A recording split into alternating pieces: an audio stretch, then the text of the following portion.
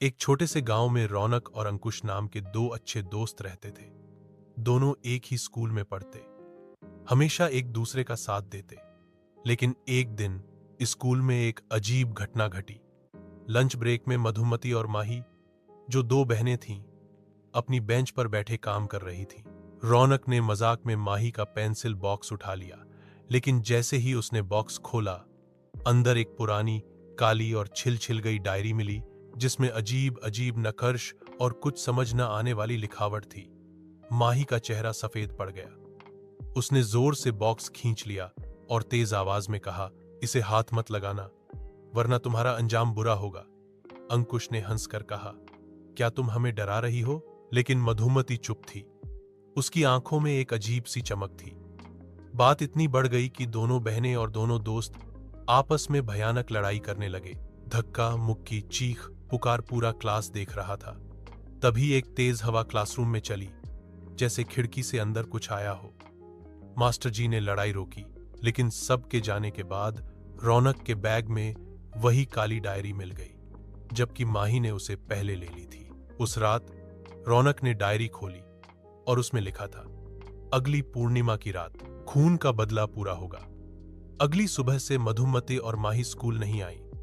कोई नहीं जानता कि वो कहां गई। रौनक ने रात भर डायरी पढ़ने की कोशिश की, लेकिन उसमें लिखा ज्यादातर पुरानी, अजनबी भाषा में था। सिर्फ कुछ शब्द समझ आ रहे थे, खून, पूर्णिमा और बलि। अगली सुबह स्कूल गया तो पता चला कि मधुमती और माही के घर पर ताला लगा है। गांव वालों ने कहा कि उनकी मां एक ओझा थी, जो पुराने श्राप तोड़ने का काम करती थी, लेकिन कुछ साल पहले एक रात अचानक गायब हो गई।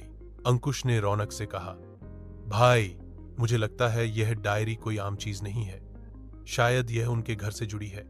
उस रात पूर्णिमा थी।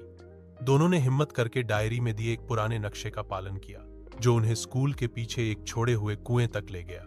वहां अजीब सी ठंडी हवा थी और पानी से एक हल्की सी लाल रोशनी निकल रही थी।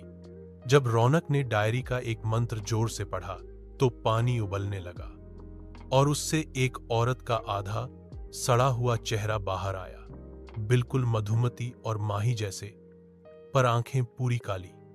उस आवाज ने कहा, मुझे पूरा होने दो, वरना तुम दोनों अगला बलिदान बनोगे। उसी पल पीछे से किसी ने रौनक के कंधे पर हाथ रखा। वह मधुमती थी, लेकिन उसका चेहरा आधा इंसान, आधा कुछ और बन चुका था।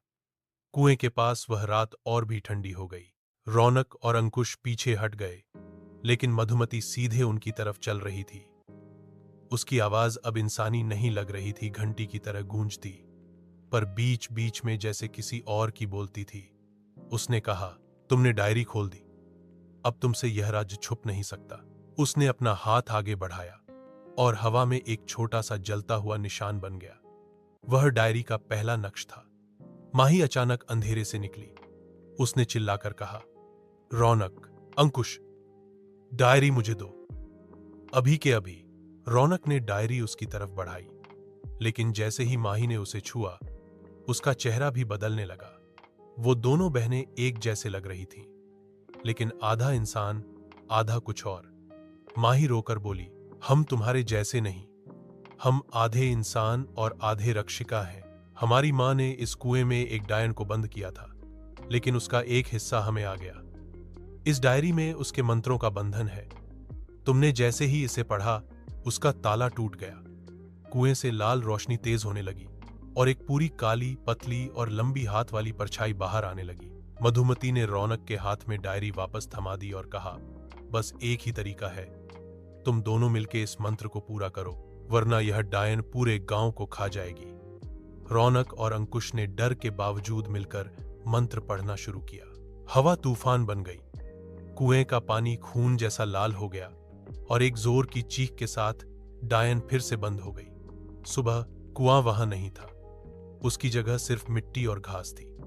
मधुमती और माही चुपचाप गांव से चली गईं और डायरी रौनक के पास रह गई। लेकिन एक दिन उस डायरी के पीछे लिखा हुआ एक नया वाक्य नजर आया, बंधन कभी पूरा नहीं होता, मैं वापस आऊंगी।